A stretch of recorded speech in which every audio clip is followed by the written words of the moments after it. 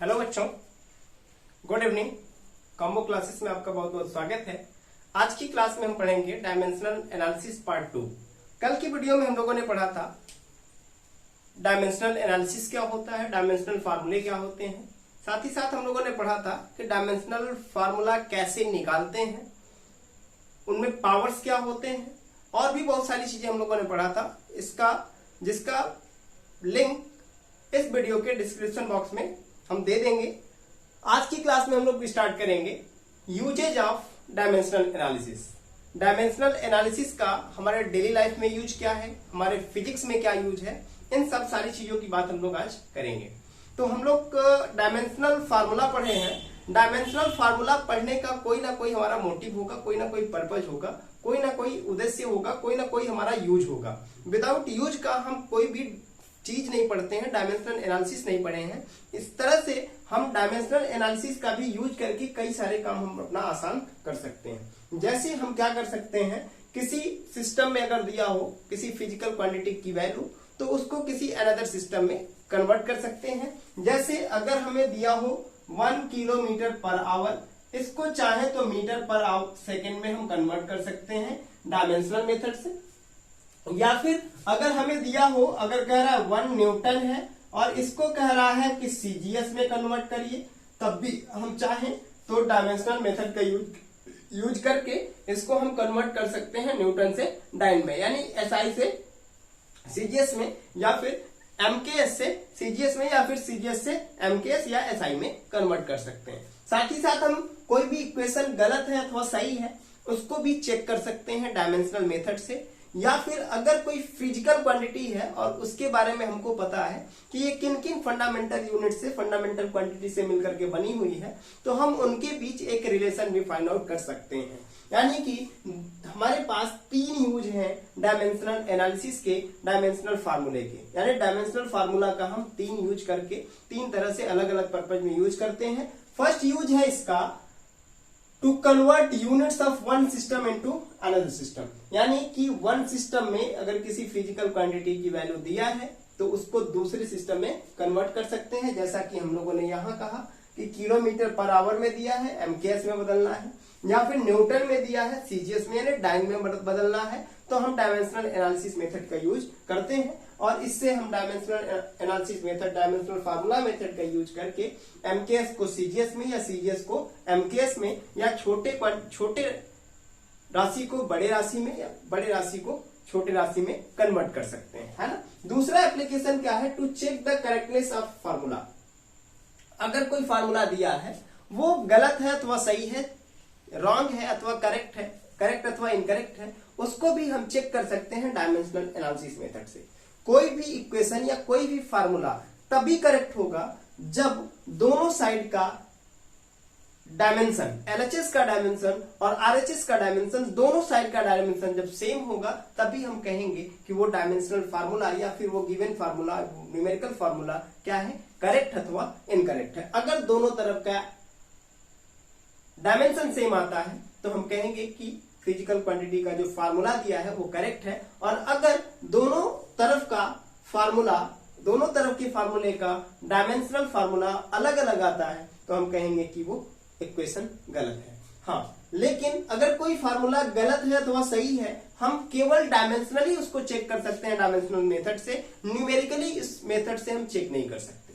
अगर दोनों तरफ का डायमेंशन सेम है तब भी हो सकता है वो फार्मूला गलत है। अगर डायमेंशन सेम नहीं है तब तो गलत होना ही होना है, और अगर सेम है तब भी वो पॉसिबिलिटी बनती है कि गलत हो भी सकता है, सही भी हो सकता है, क्योंकि हम डायमेंशनली बैलेंस की बात करते हैं, डायमेंशनली करेक्ट बताते हैं, न कि न्यूमेरिकली बता पाते हैं, है ना। तीसरा एप्लीकेशन क्या है, to establish the relation among the various physical quantity. अगर किसी फिजिकल क्वांटिटी जैसे फोर्स हो गया, और फोर्स के बारे में बताया गया है कि फोर्स जो है कई सारे फंडामेंटल यूनिट से, फंडामेंटल क्वांटिटी से मिलकर के बना हुआ है, तो इनके लिए हम एक रिलेशन फाइंड आउट कर सकते हैं डायमेंशनल फार्मूला मेथड से, जो कि बहुत ही मजेदार होता है, बहुत ही आसान होता है। एक टेक्निक यूज करते हैं और उसकी हेल्प से हम बहुत सारे फार्मूले को स्टेब्लिश कर लेते हैं, फार्मूला बना लेते हैं। जब हमें कभी एग्जाम में वो फार्मूला लर्न नहीं होता, लेकिन ये पता होता है कि ये फार्मूला इसी से मिलकर के बना होता है, तो इसी मेथड का यूज करके हम फार्मूला बना लेते हैं तुरंत, और तुरंत ही न्यूमेरिकल वैल्यू सॉल्व करके निकाल लेते हैं, न्यूमेरिकल को सॉल्व कर लेते हैं। यानी कि न्यूमेरिकल को सॉल्व करने में भी हमें मदद करेगा, लेकिन तब मदद करेगा जब हमें पता होगा कि वो फिजिकल क्वांटिटी किन किन फिजिकल किस फंडामेंटल क्वांटिटी से मिलकर के बनी हुई है। बात क्लियर है? तो चलिए हम लोग फर्स्ट पढ़ना शुरू करते हैं। To convert units of one system into another system, है ना। एक सिस्टम से दूसरे सिस्टम में कन्वर्ट करने के लिए कौन सी टेक्निक का यूज करेंगे? तो डायमेंशनल टेक्निक का यूज करेंगे, और एक सिस्टम से दूसरे सिस्टम में उसको आसानी से बदल सकते हैं, है ना। तो उसको बदलने के लिए हमारे पास है, जैसे मान लेते हैं दिया है 1 किलोमीटर, क्या लिखा हो 1 किलोमीटर, तो 1 किलोमीटर इक्वल टू कितने मीटर क्या होता है? 1 किलोमीटर जो होता है 1000 मीटर के इक्वल होता है ना। तो अब देखिए ये क्या है, फर्स्ट सिस्टम है, कौन सा है? फर्स्ट सिस्टम है, और ये कौन सा है? ये सेकेंड सिस्टम है। एक जो है यूनिट किलोमीटर में है और दूसरा यूनिट किसमें है? मीटर में। यानी दो सिस्टम हो गया, एक बड़ा सिस्टम हो गया, एक छोटा सिस्टम हो गया, एक बड़ा यूनिट हो गया, एक दूसरा छोटा यूनिट हो गया। तो क्या मिला हमें? ये है इसकी न्यूमेरिकल वैल्यू और ये है इसकी न्यूमेरिकल वैल्यू सेकेंड सिस्टम में। तो फर्स्ट सिस्टम में न्यूमेरिकल वैल्यू के n1 कह ले रहे हैं, और सेकेंड सिस्टम में न्यूमेरिकल वैल्यू को n2 कह ले रहे हैं। उसी तरह से फर्स्ट सिस्टम में न्यूमेरिकल यूनिट को u1 कह ले रहे हैं, और सेकेंड सिस्टम में यूनिट को u2 हमने लिख दिया, है ना। तो क्या देखते हैं यहां क्या मिला? इसके हिसाब से हमें मिला है, क्या मिला है? n1u1 equal to n2u2। क्या मिला? n1u1 equal to n2u2। यानी कि किसी भी फिजिकल क्वांटिटी की अगर कई सारे सिस्टम में वैल्यूज हैं तो उनके न्यूमेरिकल वैल्यू और corresponding numerical values and corresponding units का प्रोडक्ट जो होता है कांस्टेंट होता है। वही हम लोगों ने फर्स्ट लाइन में लिखा है, the product of numerical value of physical quantity, the product of numerical value of physical quantity and their corresponding units are constant. क्या लिखा हमने? The product of numerical value of physical quantity in different system, अलग अलग system में is constant. क्या होता है? Constant होता है। अब समझते हैं, अगर हम एक एग्जांपल के बेस पे समझें कि एक फिजिकल क्वांटिटी P है, एक फिजिकल क्वांटिटी P है जो दो सिस्टम में है। एक सिस्टम में उसकी न्यूमेरिकल वैल्यू n1 है और दूसरे सिस्टम में उसकी न्यूमेरिकल वैल्यू n2 है। फर्स्ट सिस्टम में उसका यूनिट u1 है और सेकेंड सिस्टम में उसका यूनिट u2 है ना। तो वही हम लोगों ने लिखा, consider numerical values of physical quantities P are n1 and n2 in one system in two different system and their corresponding units are u1 and u2। then हम क्या लिख सकते हैं? हम लिख सकते हैं यहां से, क्या लिख सकते हैं? n1 u1 equal to n2 u2, जैसा कि अभी हम लोगों ने यहां पे बात किया।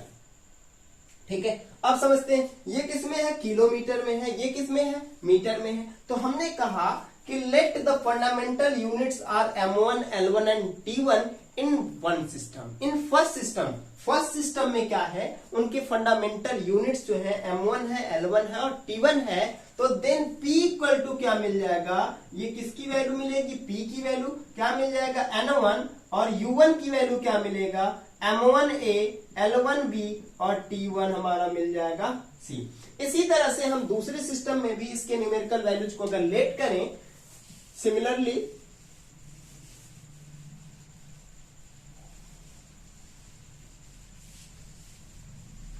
देखिए क्या कहें? Similarly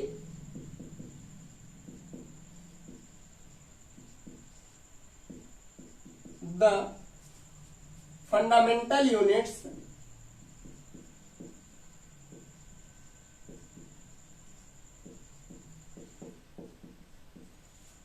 units are m2 l2 and t2 in second system. किस सिस्टम में? सेकेंड सिस्टम में। देन क्या हो जाएगा? यहां पे हो जाएगा हम लोगों का P इक्वल टू n2, कितना हो जाएगा? m2a, l2b और t2c हो जाएगा। ये अब देखें, ये इक्वेशन फर्स्ट हो गया हमारा, ये हो गया सेकेंड और ये हो गया हमारा थर्ड, है ना। तो अब देखिए फ्रॉम इक्वेशन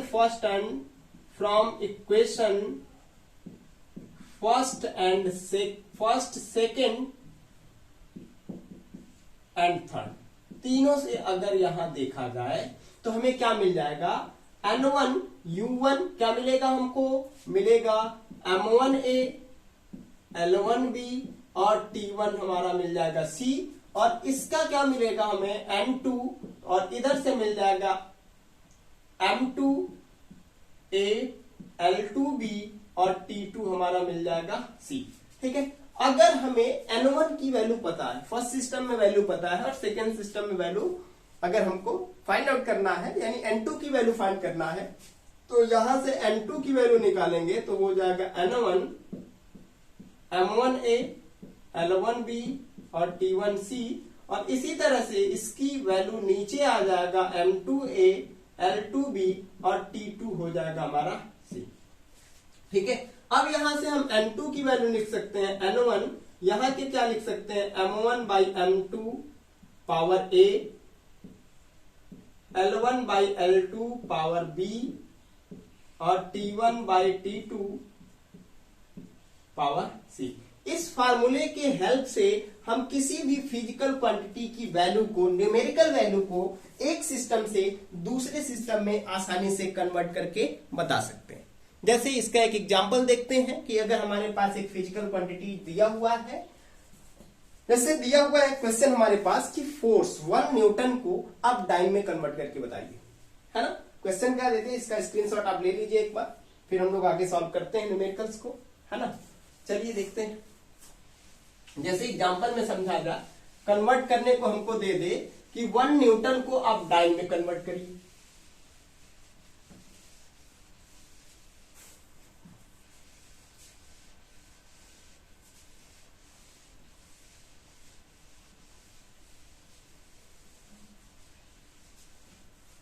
क्या कह रहा है क्वेश्चन, एग्जाम्पल 1 बस समझते हैं। क्या कह रहा है कि convert 1 newton into dyne. Dyne किसमें होता है, तो सीजीएस सिस्टम है, सीजीएस यूनिट है ना। तो क्या दिया है, 1 न्यूटन दिया, क्या दिया है 1 न्यूटन दिया है। ये कौन सा होगा, फर्स्ट सिस्टम होगा, कौन सा होगा, फर्स्ट सिस्टम होगा। और ये कौन सा होगा, दूसरा क्या कह रहा है, डाइन में कन्वर्ट करिए, किसमें, डाइन में कन्वर्ट करिए। ये कौन सा होगा, सेकेंड सिस्टम होगा, कौन सा होगा, सेकेंड सिस्टम हो जाएगा ना। तो फर्स्ट सिस्टम में जो वैल्यू होता है उसको हम कहते हैं N1, और फर्स्ट सिस्टम में जो यूनिट होता है उसको कहते हैं U1, न्यूटन हो गया, है ना। अब दूसरे सिस्टम में जो वैल्यू है फाइंड आउट करना है, और दूसरे सिस्टम का यूनिट जो है वो क्या है, डाइन है ना। अब सबसे पहली बात कि जो न्यूटन जो यूनिट है, न्यूटन जो यूनिट है वो किसका यूनिट होता है, फोर्स का होता है। और हम जानते हैं कि फोर्स का डायमेंशन जो होता है, वो फोर्स का डायमेंशन कितना होता है बेटा, कितना होता है, MLT-2 होता है, यही होता है। अब हमारे पास फिजिकल क्वांटिटी P ना होकर के F है, तो यहां से अगर इसका कंपेयर हम करते हैं M power A, L power B और T पावर C, इसके पहले जो हम लोगों ने एग्जांपल लिखा था M1A L1B T1C, उससे हम जब कंपेयर करेंगे तो A के जगह पे कितना आया है, A की वैल्यू 1 आ गया, B की वैल्यू भी 1 आ गया, और C की वैल्यू कितना हो गया हमारा, यहां से -2 हो गया ना। अब क्या हमारे पास है, फार्मूला हमारे पास है N2 का, कितना है N1 M1 by M2 A, फिर कितना है L1 by L2 B, और कितना है T1 by T2 C है। अब देखिए N2 की वैल्यू हमको क्या करना है, फाइंड आउट करना है। N1 की वैल्यू हमारे पास कितना है, N1 की वैल्यू हमारे पास 1 है, और M1 की वैल्यू नहीं पता, M2 की वैल्यू नहीं पता, पावर में कितना है, A की वैल्यू कितना है, 1 है। इसी तरह से हमारा L1 by L2 पावर में कितना है, 1 है, और T1 by T2 पावर में कितना है, C है। C की वैल्यू हमको पता है -2 है कि नहीं। अब समझते हैं कि दो सिस्टम दिया है, एक सिस्टम न्यूटन है, क्या है, न्यूटन है, न्यूटन जो होता है एमकेएस सिस्टम है। एमकेएस में हम मास को केजी में डिनोट करते हैं, मास का यूनिट केजी होता है। लेंथ का यूनिट जो होता है वो मीटर होता है। टाइम का यूनिट जो होता है वो कितना होता है, सेकेंड होता है। इसी तरह से डाइन जो है किसमें है, सीजीएस है, और सीजीएस में मास को हम ग्राम में डिनोट करते हैं, लेंथ को हम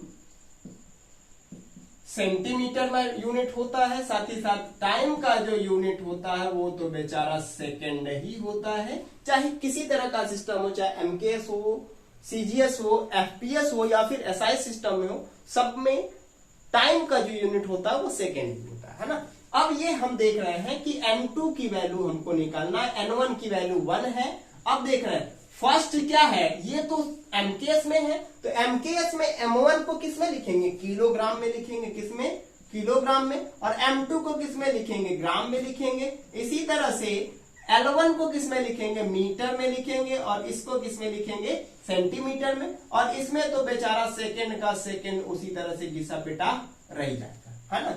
यहां से ये कैंसिल, यहां से ये कैंसिल, ठीक है। अब समझते हैं, तो n2 की वैल्यू हमारा कितना हो जाएगा, 1, और 1 kg इक्वल टू होता है 1000 ग्राम, और ये नीचे ग्राम उसी तरह से रह गया बेचारा। और यहाँ कितना, मीटर को जब सेंटीमीटर में कन्वर्ट करेंगे तो 100 सेंटीमीटर अपॉन सेंटीमीटर, और ये तो 1 पावर -2, और 1 के पावर अगर कुछ भी करते हैं तो उसकी वैल्यू 1 ही होती है। अब यहां से ग्राम कैंसिल, सेंटीमीटर से सेंटीमीटर कैंसिल, तो n2 की वैल्यू हो गया 1 into 1000 into 100, तो n2 की वैल्यू हो गया 1 into 10 to power 5, या फिर हम लिख सकते हैं n2 की वैल्यू 10 to power 5, यानी कि हमें मिल गया 1 न्यूटन की जो वैल्यू मिला वो 10 to power 5 डाइन के इक्वल मिल गया। कितना आसान था, है ना। एकदम आसानी से हमने क्या किया, convert 1 newton into dyne. 1 newton को हमने डाइन में एकदम सिंपल मेथड से, सीक्वेंस से हम लोगों ने कन्वर्ट कर लिया, है ना। यानी कि कभी भी अगर न्यूटन को डाइन में कन्वर्ट करना हो, अगर डायमेंशनल मेथड से कन्वर्ट करने के लिए ना कहा जाए तो तुरंत ही हम क्या करेंगे, 10 to power 5 से मल्टीप्लाई कर लेंगे और वो किससे कन्वर्ट हो जाएगा, न्यूटन से डाइन में कन्वर्ट हो जाएगा। ये कितना आसान था, है कि नहीं। एक और एग्जाम्पल इसका देख लेते हैं। अगर हमारे पास एग्जाम्पल हो, कह रहा हो, इसका स्क्रीनशॉट एक बार ले लीजिए आप लोग। अगर हमारे पास एक एग्जाम्पल हो, कह रहा कि 1 जूल को आप सीजीएस में बदलिए, यानी अर्ग में बदल दीजिए। 1 जूल को किसमें बदलना है, अर्ग में बदलना है। किसमें, अर्ग में, है ना। तो स्क्रीनशॉट ले लीजिए, इरेज करते हैं तब तक इसको। चलिए देखते हैं।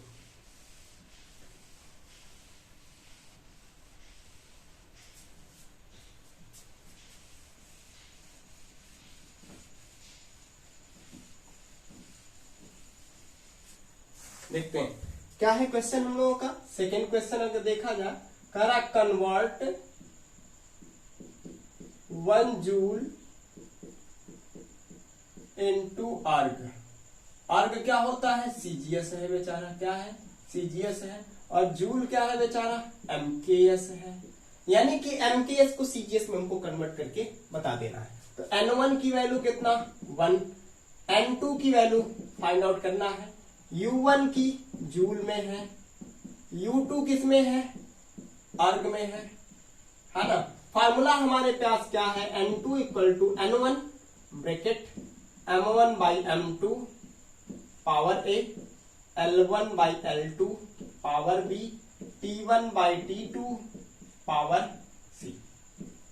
यही हमारे पास फार्मूला है। लेकिन A, B, C की वैल्यू हमारे पास क्या है, तो जूल है। जूल जो है वर्क का या एनर्जी का, वर्क का है। वर्क का जो डायमेंशनल फार्मूला होता है mL2T-2 होता है। और इसका जब कंपेयर करेंगे किससे, MA, LB और TC से जब कंपेयर करेंगे तो A की वैल्यू 1, A की वैल्यू 1, B की वैल्यू 2 और C की वैल्यू -2। ये इस तरह से हम लोगों ने A, B और C की वैल्यू आसानी से फाइंड आउट कर लिया डायमेंशनल फार्मूले के हेल्प से, है ना। फिर क्या करेंगे, हमारे पास फार्मूला हो गया N2, N1 की वैल्यू हो गया इतना 1, और M1 की वैल्यू रहने देते हैं, M2 की वैल्यू नहीं पता है, और पावर कितना 1 हो गया। L1 कितना है, L2 नहीं पता है, पावर कितना, B की वैल्यू 2, और T1 है, T2 है, पावर कितना C, और C की वैल्यू हम लोगों ने निकाला है ऑलरेडी, कितना निकाला है, -2 निकाला है ना। अब समझिए जूल जो है किसमें है, MKS में है, MKS में है मतलब मास को हमको किलोग्राम में लिखना होगा, और लेंथ को हमको मीटर में लिखना होगा, और टाइम को हमको किस में लिखना होगा, सेकेंड में लिखना होगा। इसी तरह से अर्ग जो है वो किस में है, CGS में है, तो मास को हमको ग्राम में लिखना होगा, और इसी तरह से लेंथ को हमें सेंटीमीटर में लिखना होगा, टाइम को हमको किस में लिखना होगा, सेकेंड में। ये तो बेचारा होता ही है ना। अब यहां रख लेते हैं सारी वैल्यू को, है ना। तो क्या हो जाएगा हम लोगों का, N2 = 1 ब्रैकेट में M1 मतलब फर्स्ट सिस्टम में है, फर्स्ट सिस्टम में किस में, किलोग्राम में, और सेकेंड सिस्टम में किस में, ग्राम में, और फर्स्ट सिस्टम में किस में, मीटर में, और इसमें किस में, सेंटीमीटर में, और पावर तो 2 यहां पर है ही, और इसका कितना हो जाएगा, सेकेंड, और इसका भी बेचारा हो जाएगा सेकेंड। ये कट गया, वो दो खत्म। तो N2 की वैल्यू हमारा कितना मिल गया, 1, और इसको लिख देंगे 1000 ग्राम अपान ग्राम इनटू कितना मीटर को बदलेंगे सेंटीमीटर, कितने सेंटीमीटर, 100 सेंटीमीटर अपान सेंटीमीटर, और पावर 2, और यहां तो 1 पावर -2 मिल गया, इसकी वैल्यू 1 हो जाएगा, है ना।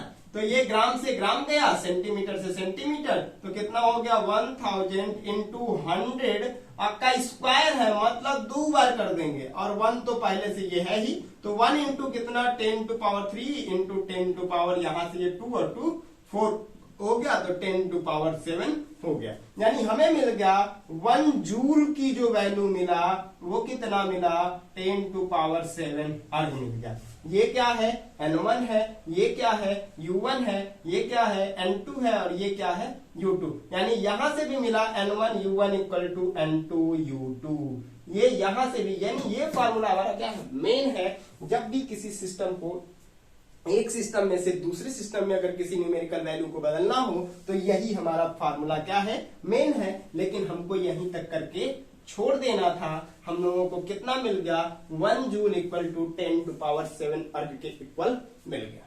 यानी कि हम लोग क्या कर सकते हैं, डायमेंशनल मेथड से किसी एक सिस्टम में अगर न्यूमेरिकल वैल्यू किसी फिजिकल क्वांटिटी का दिया हो तो किसी दूसरे सिस्टम में उस फिजिकल क्वांटिटी की न्यूमेरिकल वैल्यू फाइंड आउट कर सकते हैं by using dimensional analysis method या by using dimensional formula method.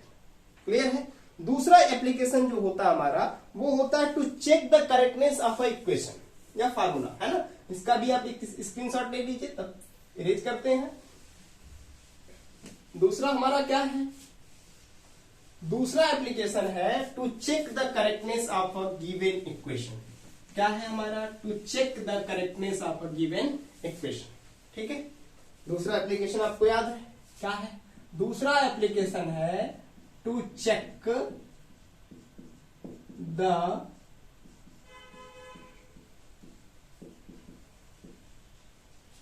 Correctness of a given equation. ठीक है, अब समझते हैं।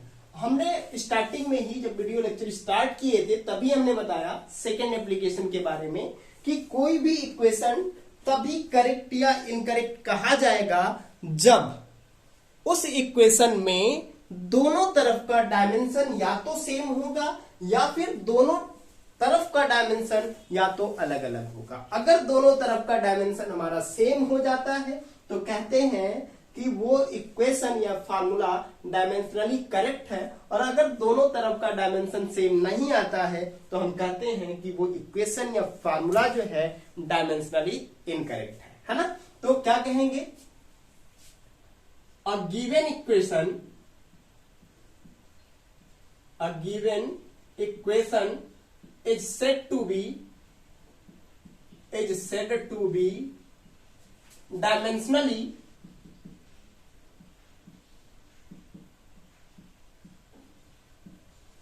करेक्ट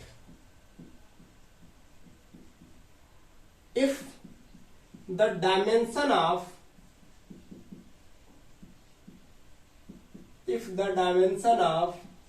बोथ साइड, क्या बोथ साइड आर सेम, क्या हो, दोनों साइड का डायमेंशन सेम हो। जस्ट लाइक एग्जांपल समझते हैं, कह रहा है चेक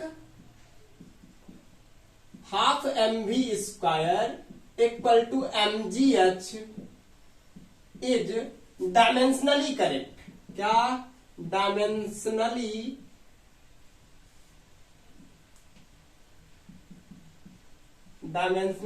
करेक्ट। क्या करना है, एक इक्वेशन दिया है तो हम क्या करेंगे, इसको सॉल्यूशन करेंगे। तो क्या दिया हुआ है, 1/2 mv square equal to mgh, है ना। तो निकालेंगे पहले dimension of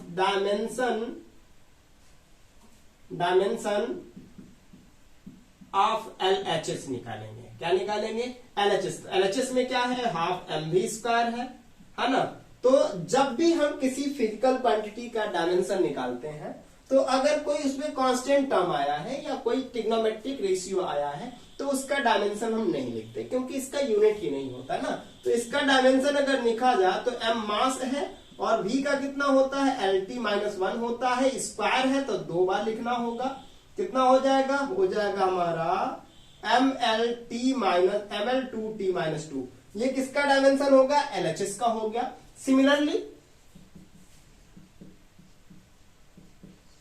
dimension of RHS, क्या डायमेंशन ऑफ RHS लिखा जाए तो RHS में क्या है, mgh है। m क्या है, मास है, मास का डायमेंशन कैपिटल M होगा। g जो है एक्सेलरेशन ड्यू टू ग्रेविटी है तो LT-2 होगा। h जो है हाइट है तो हाइट का L हो जाएगा। ऐसा हम लोगों ने पहले कैलकुलेट करके देखा है ना। तो इस तरह से हमें इसका भी डायमेंशन मिल गया। m तो रहेगा ही सिंगल बार, एक यहां से और एक यहां से, कितना हो गया, L2 हो गया और T-2 हो गया। ये क्या हो गया, डायमेंशन ऑफ RHS। क्या देख रहे हैं कि जितना डायमेंशन LHS का आया है सेम वही डायमेंशन RHS का भी आया हुआ है।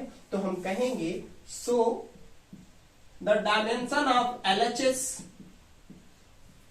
Equal to dimension of RHS, है ना। सो द इक्वेशन या फार्मूला इज करेक्ट। क्या कह देंगे, फार्मूले को करेक्ट हम कर सकते हैं। इसी का एक और एग्जांपल समझा जाए, एक एग्जांपल और समझ लेते हैं। एग्जांपल नंबर ये 1 था, एक और एग्जांपल समझ लिया जाए।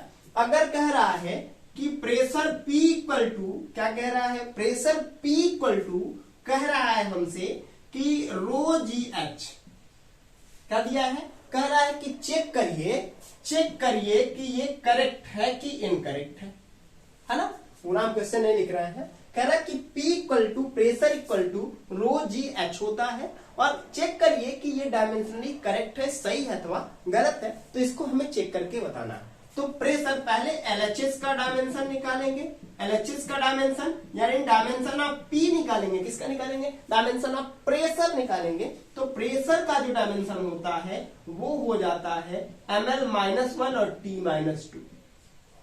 LHS का डायमेंशन हमने निकाल लिया, कितना, ML-1 और T-2। इसी तरह से हम RHS का डायमेंशन भी निकाल लेते हैं। क्या निकलेगा RHS का, जब हम लोग ρgh का डायमेंशन निकालेंगे, जब ρgh का डायमेंशन हम निकालेंगे तो क्या मिलेगा रो का, रो इक्वल टू डेंसिटी होता है। रो को हम घनत्व कहते हैं, डेंसिटी कहते हैं। और डेंसिटी का फार्मूला जो होता है, मास पर यूनिट वॉल्यूम होता है। ये कैपिटल V, स्मॉल v नहीं है, यानी कि kg पर मीटर क्यूब होता है।